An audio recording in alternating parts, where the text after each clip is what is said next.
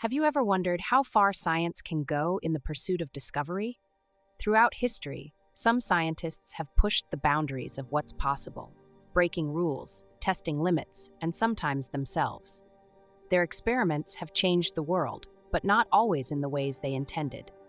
Some unlocked the secrets of the universe, while others led to devastating consequences.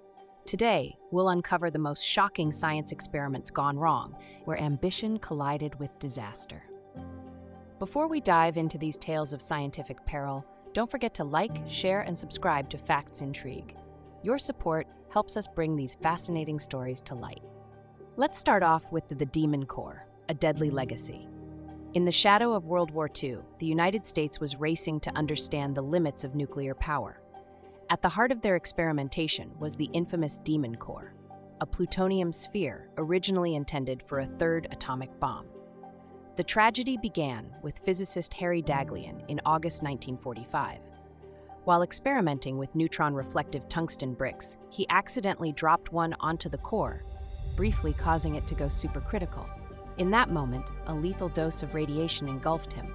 Despite his quick actions to remove the brick, the damage was done. Daghlian succumbed to radiation poisoning 25 days later. Less than a year later, another physicist, Louis Slotin, decided to test the core again.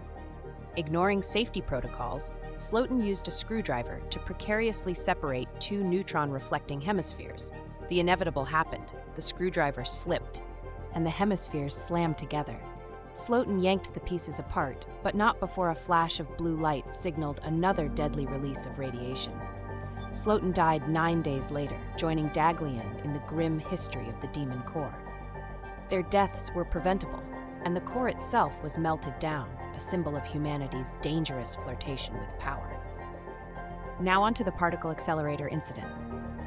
On July 13, 1978, Anatoly Bugorsky, a Soviet scientist, experienced an accident that should have been impossible to survive. While repairing the U-70 synchrotron particle accelerator, he leaned into the path of a proton beam. A malfunctioning warning system failed to alert him, and the beam drilled a hole through his head. Bugorsky saw a flash brighter than 1,000 suns, but felt no immediate pain.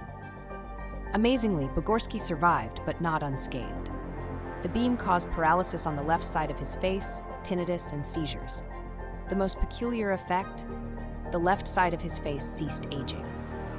Despite absorbing radiation hundreds of times the lethal limit, Bugorsky lived to tell the tale, though his story remains a cautionary reminder of the risks involved in cutting-edge science.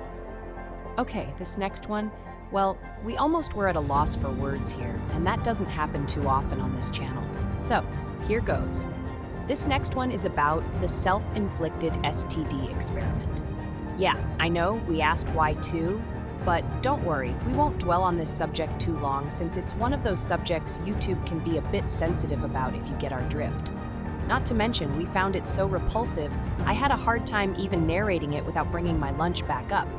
Speaking of which, before I go any further, if you are eating, you might just want to stop for the next couple of minutes. Now on to the tragic case of Dr. John Hunter. The story of Dr. John Hunter, a pioneering surgeon of the 18th century, is a cautionary tale of brilliance and recklessness in equal measure. Born in 1728, Hunter was one of the most respected medical professionals of his time. He had a knack for observation and a relentless curiosity, which led him to groundbreaking discoveries in fields ranging from anatomy to surgery. Yet, it was his work with venereal diseases that would solidify his legacy and mar it with controversy. Hunter operated during an era when medicine was still in its infancy, and self-experimentation was often viewed as a necessary step in the pursuit of knowledge. The understanding of disease transmission, let alone treatment, was rudimentary at best. In London, where Hunter worked, the bustling city was a breeding ground for illness, especially sexually transmitted diseases like syphilis and gonorrhea. These infections plagued the population, and without modern antibiotics, they were difficult to treat and often fatal in their advanced stages. Hunter's theory that gonorrhea and syphilis were the same disease in different stages was revolutionary. If correct, it could have transformed the treatment of venereal diseases and saved countless lives. However, the method he chose to test this theory was by any modern standard, ethically and scientifically flawed. Taking pus from a sore on a patient with gonorrhea, Hunter injected it into his own body. What he did not realize was that the patient also had syphilis, an infection with a far more devastating trajectory. Within days, Hunter developed symptoms consistent with both diseases. Believing his theory confirmed, he documented his findings extensively, unaware that his experiment was fatally compromised from the start. This tragic error had consequences that extended beyond his own suffering. Hunter's conclusions, widely accepted due to his prominence in the medical community, set back the understanding of sexually transmitted diseases by decades. It wasn't until 51 years later that French physician Philippe Ricord definitively proved gonorrhea and syphilis were distinct infections. This breakthrough marked a turning point in medical history, but it came too late to undo the damage caused by Hunter's flawed experiment. What makes this story even more remarkable is how Hunter's reputation endured despite this glaring mistake. He continued to contribute to medicine, introducing new surgical techniques and establishing one of the most comprehensive anatomical collections of his time. Today, his name is remembered as much for his achievements as for the cautionary tale his life provides. Yet, one cannot help but wonder, what drove Hunter to such extremes? Was it pure scientific curiosity, a sense of duty to advance medical knowledge, or an overconfidence in his own abilities? Perhaps it was all three. His story reminds us that even the brightest minds are fallible, and that the pursuit of knowledge, while noble, must always be tempered with caution and ethics. Hunter's case is a stark illustration of how the stakes in scientific experimentation can be as high as the potential rewards. It forces us to reflect on the balance between ambition and responsibility, a lesson as relevant today as it was in the 18th century. What other mistakes might we be making in our relentless pursuit of progress? And at what cost? Well, did you make it through this without feeling the same way I did? What did you think of this one? Pretty disgusting, we thought. Let us know in the comments below if you had ever heard of this story. True, but disgusting. I guess, though, someone had to do it, all in the name of science. Now, let's talk about the Stanford prison experiment. In 1971, psychologist Philip Zimbardo conducted an experiment that spiraled out of control. He converted a basement at Stanford University into a mock prison, assigning students roles as guards and prisoners. What began as a simulation quickly devolved into psychological abuse. Guards became sadistic, prisoners showed signs of severe trauma. Scheduled to last 2 weeks, the experiment was terminated after just 6 days. The results revealed unsettling truths about human behavior, but at a high ethical cost. Today, the Stanford prison experiment stands as a cautionary tale about the dangers of unchecked power and the ethical boundaries of research. Now, a topic I find fascinating, the subject of prehistoric animals, unleashing the demon duck of doom. In the 20th century, paleontologists discovered fossils of Bullocornis plani, a prehistoric bird in Australia. Nicknamed the demon duck of doom, this massive, flightless creature weighed over 500 pounds and had a beak capable of crushing bones. Researchers decided to recreate its diet using modern relatives like cassowaries. However, their feeding experiments led to unexpected aggression, and one researcher narrowly escaped injury. The experiment highlighted the unpredictable nature of reviving extinct species or studying their modern analogs. It also fueled debates about ethical boundaries in paleontology and zoology. Here is another disturbing topic: Project MKUltra. During the Cold War, the CIA launched MKUltra, a series of experiments aimed at developing mind control techniques. Using unsuspecting individuals, researchers administered LSD, hypnosis, and other psychological manipulations. Many participants experienced severe mental health issues, and some never recovered. The program's secrecy and lack of consent have made it one of history's most controversial experiments. When documents detailing MKUltra were declassified, the revelations shocked the world, showcasing the dangers of unethical science in pursuit of power. How many of you prior to watching this video heard of Project MKUltra? If so, do you think it is possible that programs similar to this one may still be going on today? Let us know in the comments below. And if you haven't subscribed, would you be so kind and subscribe? YouTube looks for this kind of engagement, and by subscribing, liking our video, and commenting on our video really helps our channel grow. Now on to the next shocking experiment, one that made me see red. Like so many of these I have researched, some of them affect me more than others. This is one of them, the elephant experiment. In 1962, at the University of Oklahoma, scientists conducted one of the most bizarre and ethically troubling experiments in modern history. Their subject, Tusko, a 3-ton elephant at the university's zoological facility. The goal? To test the effects of LSD on large animals and determine if it could induce a state known as must, a hormonal condition in male elephants associated with heightened aggression. The researchers injected Tusko with an astonishing dose of LSD, 297 milligrams, more than 1,000 times the typical human dose. Moments later, Tusko began to show signs of extreme distress, trumpeting and collapsing to the ground. His muscles convulsed, and he struggled to breathe. Despite attempts to revive him with sedatives, Tusko succumbed within 2 hours. The researchers concluded the dose was far too high, but the study raised serious questions about the ethics of animal experimentation. This tragic case remains a grim reminder of the limits science should not cross, even in the pursuit of knowledge. Now I want to stop right here and say something before we move on to the next segment. As an animal lover, I found this segment deeply disturbing on multiple levels. Of all the shocking experiments researched for this video, this story stands out as one of the most upsetting. I mean, don't get me wrong, they all are upsetting. The level of human and animal cruelty throughout history is something I've always struggled to comprehend. And honestly, it's hard to fathom. Researching history for these videos is not always an easy task, and often I'm left with a profound sense of sadness. Some of these stories, like this one, truly hurt my heart. I couldn't help but wonder what that poor elephant must have felt.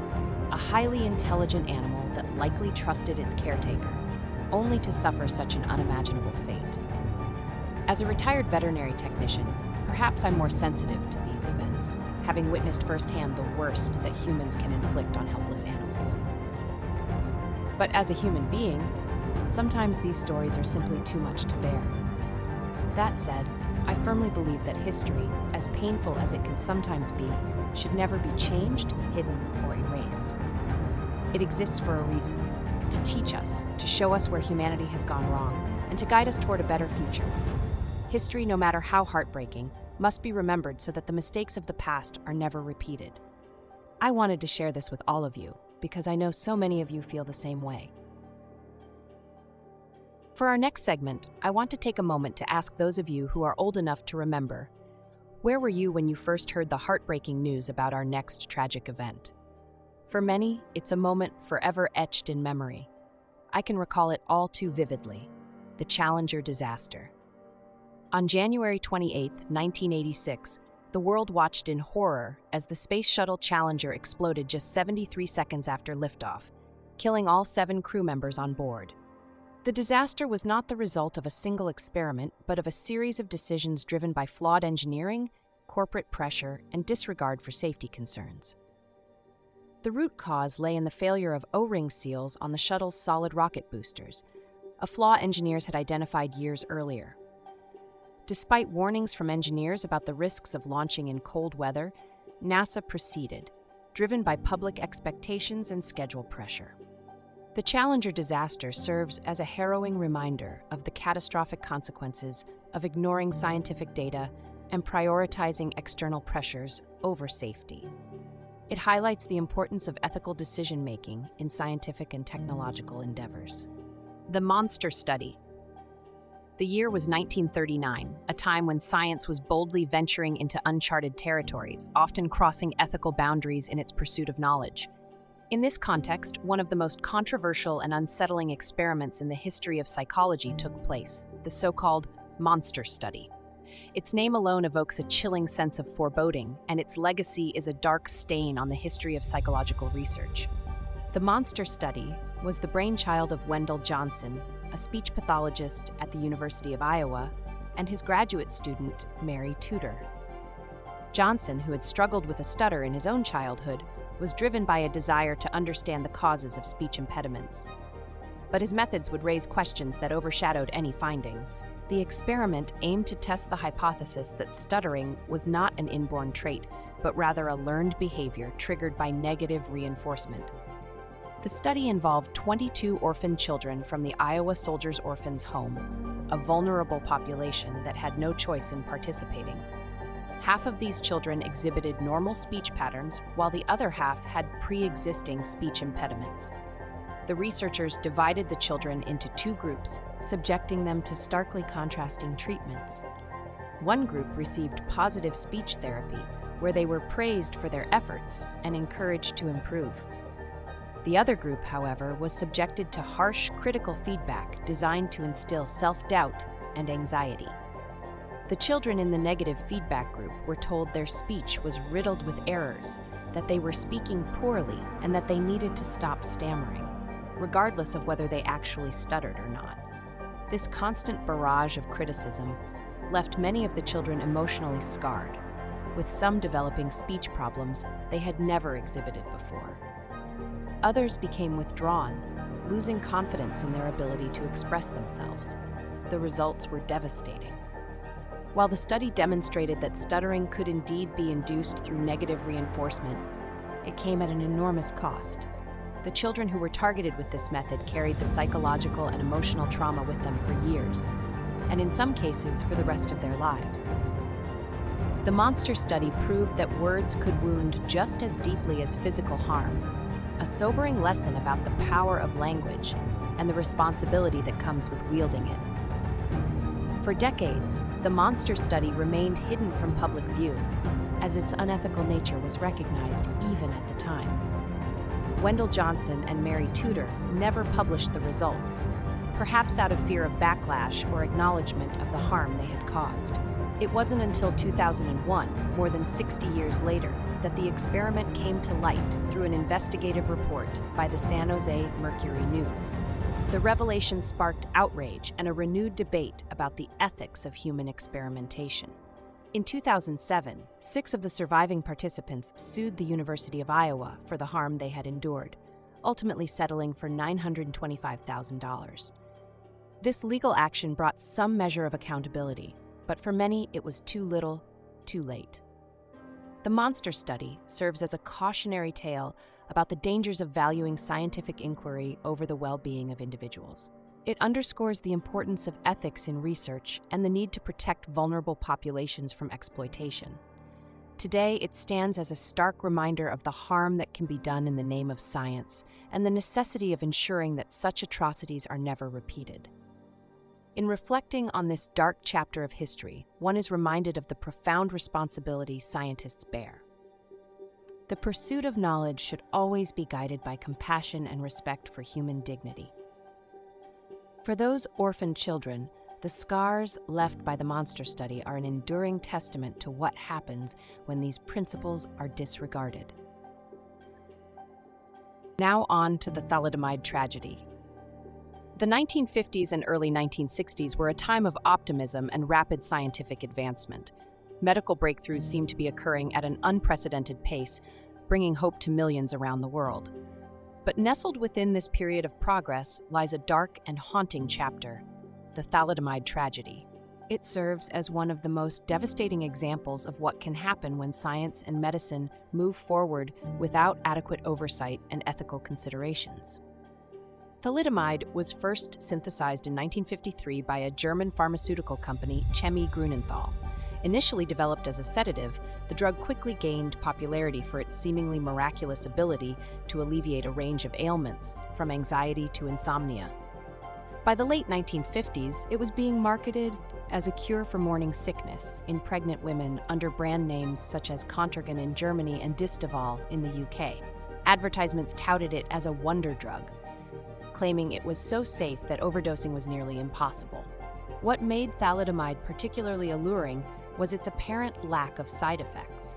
Unlike many other drugs of the time, it seemed to cause no dizziness, addiction, or drowsiness. Physicians across the globe began prescribing it to pregnant women in droves, believing it would provide relief from the often debilitating symptoms of early pregnancy.